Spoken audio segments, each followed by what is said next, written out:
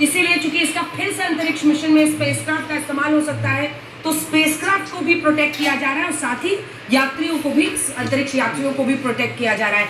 उस विषय में क्या किया जा रहा है, अगर आप बता सकें। उन्होंने चर्चा की कि कैसे एक एक चीज को बहुत सेंसिटिवली कर रहे हैं, क्योंकि स्पेसक्राफ्ट को भी प्रोटेक्ट करना है अगले।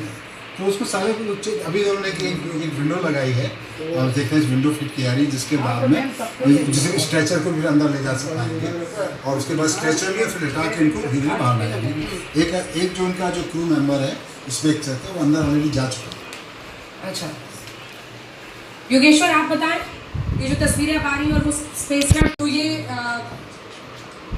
बताइए जल्दी से। अब तो कैमरा वैमरा शुरू हो चुका है।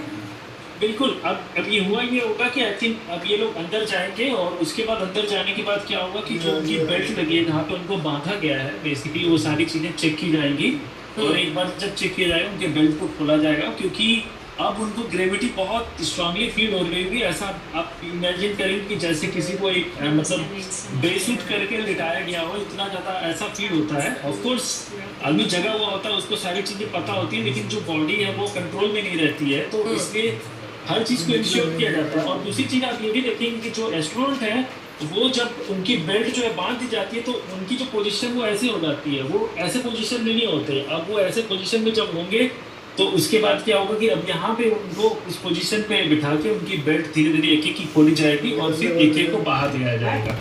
अभी क्या कर रहे हैं, जो इस मोमेंट में वो क्या कर रहे हैं कि कैमरामैन जो है वो अंदर का सारा जाके फोटो ले रहे हैं, सारी चीजें देख रहे हैं। शुरू हो गई है और ये ऐतिहासिक लम्हा है जिसे हम और आप इस वक्त टेलीविजन पर देख रहे हैं। ये खुशी कुछ ऐसी है और ये जो तस्वीरें भी ली गई, बस वही तस्वीरें, थोड़ी सी एक झलक उनकी मिली है। पैगी विल्सन को आप देखें तो एक अनुभवी महिला है, लेकिन एज कोई फैक्टर नहीं होता है। मतलब एक चूंकि अंतरिक्ष में उनका कई बार जाने का अनुभव भी रहा है। योगेश्वर जी, एज लॉन्ग एज आपका हेल्थ ठीक है, आपकी हेल्थ कंडीशन ठीक है, एज का उतना कोई फैक्टर नहीं होता। ऑफकोर्स एक सर्टेन पीरियड ऑफ टाइम, जैसे आप 80-85 जो क्रॉस कर लेते हैं उसके बाद अलाउड नहीं होता है, बट डेफिनेटली क्योंकि अब सारी चीज़ें बहुत ज़्यादा ऑटोमेटेड हो गई हैं। दूसरी चीज़ ये है कि एस्ट्रोनॉट के हेल्थ को डेफिनेटली मॉनिटर किया जाता है और एज लॉन्ग एज वो मिशन के लिए बहुत ज़्यादा काम आएगा, क्योंकि वो मिशन की चीफ कमांडर रही है, तो डेफिनेटली उनका जो दूसरी चीज़ मैंने उनके कुछ इंटरव्यूज देखे हैं, वो बहुत ही एंथुसियास्टिक पर्सन है खुद, और जो ये नया रिकॉर्ड बना रही है योगेश्वर।